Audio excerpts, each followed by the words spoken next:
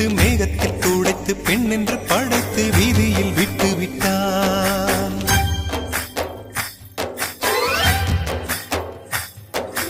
இப்படி இன்னொரு பெண்மையை படைக்க தன்னிடம் கற்பனை தீர்ந்ததை எண்ணித்தான் பிரம்மனும் மூர்ச்சையுற்றான்.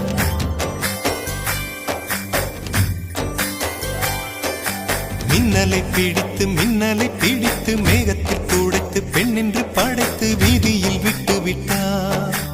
இப்படி இன்னொரு பெண்மையை படைக்க தன்னிடம் கற்பனை தீர்ந்ததை எண்ணித்தான் பிரம்மனும் மூர்ச்சையுற்றார்.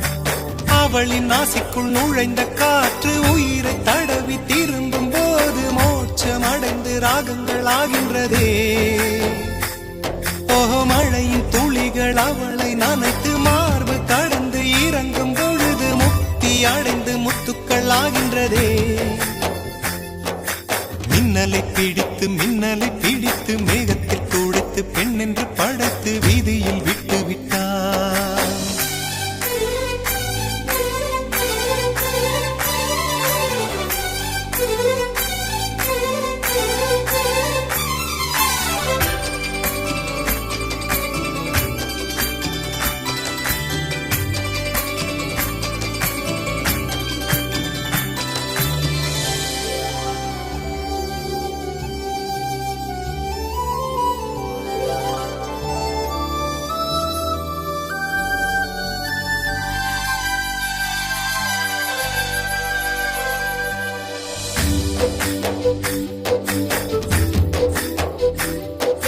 நிலவின் ஒளியை பிடித்து பாலில் நனைத்து கன்னங்கள் செய்து விட்டார்.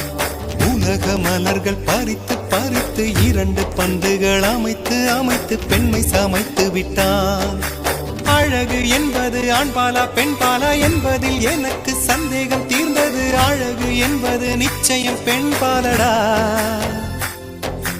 கவிதை என்பது மொழியின் வடிவம் என்றொரு கருத்தும் இன்று உடைந்தது. கவிதை என்பது கன்னி வடிவமடா. மின்னலை பிடித்து மேகத்தில் துடைத்து பெண் என்று படைத்து வீதியில் விட்டு விட்டார்.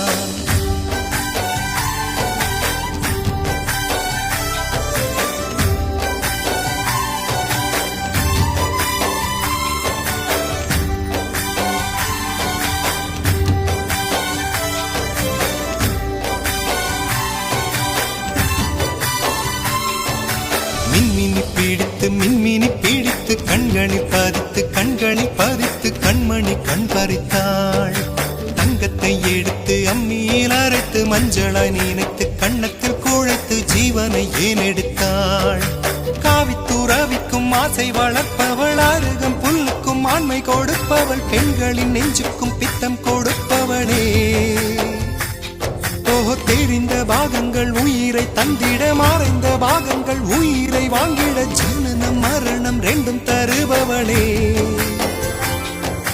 மின்னலை பிடித்து மேகத்தில் துடைத்து பெண் என்று படைத்து வீதியில் விட்டு விட்டார்.